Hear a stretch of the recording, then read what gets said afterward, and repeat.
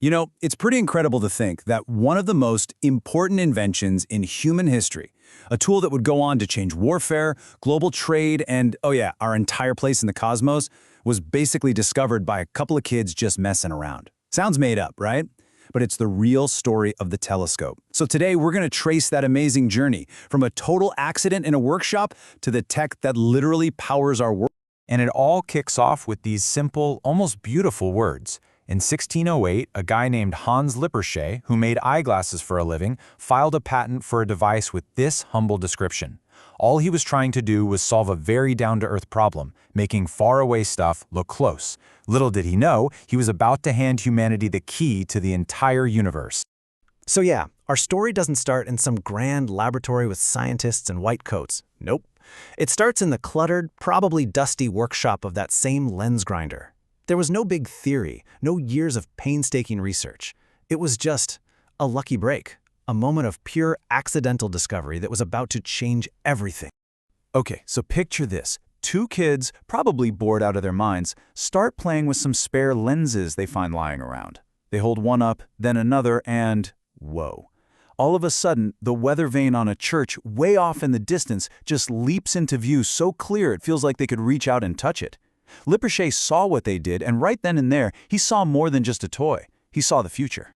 And man, that idea spread like wildfire. I mean, just look at how fast this all happened. Within weeks of Lippershey's patent, you've got two other inventors jumping in, claiming they thought of it first. The cat was out of the bag. And by the next summer, word of this amazing spyglass had zipped all the way across Europe and landed in the lap of an Italian professor who was about to point it up. Galileo Galilei. But here's the thing, this new gadget was way more than just a neat party trick. It showed up on the world stage at the exact right moment, offering a massive advantage to anyone who had one. Right from day one, the telescope was a serious instrument of power. So you have to ask, what was all the fuss about? Why were governments and generals literally scrambling to get their hands on what was, let's be honest, just two pieces of glass in a tube? What problem was so urgent that it made this thing an absolute must-have, basically overnight? Well, it really boiled down to two things that have always driven history: war and money. At the time, the Dutch were in this decades-long war for independence from Spain. And seeing your enemy before they see you, that's the difference between winning and losing. At the same time, their trading fleets were the kings of the sea. Seeing another ship first or spotting land more safely, that meant dominating the global economy. This simple tube was the solution to both. Seriously, just try to imagine having a superpower that lets you see for miles. That's exactly what this was. These first telescopes could make something 4 miles away look as clear as if it were just 100 steps from you. If you're a ship's captain or an army commander, that isn't just an edge, it's like being able to see into the future. And this wasn't just some theory. It was proven in the heat of battle. There was this huge naval clash where the Dutch fleet was totally outnumbered. But using their spyglasses, they spotted the Spanish Armada hours before anyone could see them. That head start was everything. It gave them time to get in position, plan their attack, and score a victory that helped win their nation's freedom. But as game-changing as it was on the battlefield, the telescope's biggest moment was yet to come. It happened when Galileo decided to turn it away from ships on the horizon and point it toward the stars. This is where a tool of war became an instrument that would completely shatter our view of the heavens.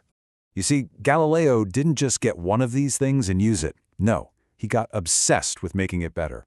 He redesigned it, grinding better lenses, systematically improving the optics until he boosted its power from a pretty weak 3 times magnification all the way up to 20 times. He single-handedly transformed a tool for looking at stuff on Earth into a precision instrument for exploring the cosmos. And with that new power, what he found just blew people's minds. First, he looked at the moon.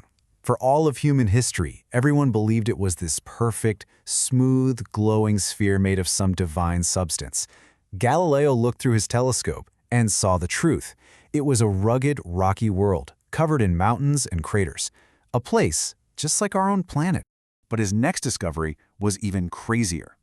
He's watching the planet Jupiter, and he notices these 4 little points of light kind of dancing around it. He realizes they aren't stars. They're moons orbiting another planet. Can you imagine that moment? Seeing a mini solar system with your own eyes and understanding in a flash that the old story that everything revolves around the Earth was just plain wrong? This was a really big deal. When he published what he saw in his book, The Starry Messenger, Galileo delivered the first hard, visual evidence that the Copernican idea that the Earth and other planets orbited the Sun was right. It was a death blow to the old Earth-centered model of the universe, and it completely upended humanity's sense of its own importance. Of course, the story of the telescope doesn't just stop with Galileo. What he started was like a technological chain reaction that's still going on today. And the legacy of that little instrument, well, it's woven into the very fabric of our modern world, often in ways we don't even see. Over the centuries, the technology just kept getting better and better. Galileo's lens-based telescopes gave way to massive ones that used mirrors to gather way more light. Then, we figured out how to build radio telescopes to see the universe in light that's totally invisible to our eyes. And finally, we just decided to launch the whole thing into space, above our blurry atmosphere, to get the clearest view possible. But here's the wild twist. The telescope's legacy isn't just about looking at stars anymore. The same fundamental principles, gathering light, focusing it, and aiming it with incredible precision, are now used to let us talk to each other across the entire planet in the blink of an eye.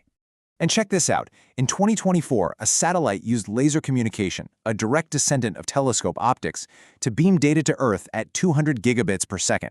To put that in perspective, that's like sending 20 full-length HD movies in a single second. That's the power we're talking about. The telescope's DNA is absolutely everywhere. The GPS in your phone, the fiber optic cables carrying the internet, the complex machines used for medical imaging, even the camera you use to take pictures, they all trace their lineage back to that first Dutch spyglass. Its principles are the invisible backbone of our connected world. So when you think about it, what a journey, right? From a child's toy to a weapon of war to an instrument of cosmic revolution, and finally to the very eyes and ears of our global civilization.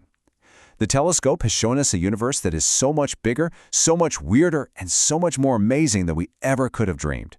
Which just leaves one question. What will we see next?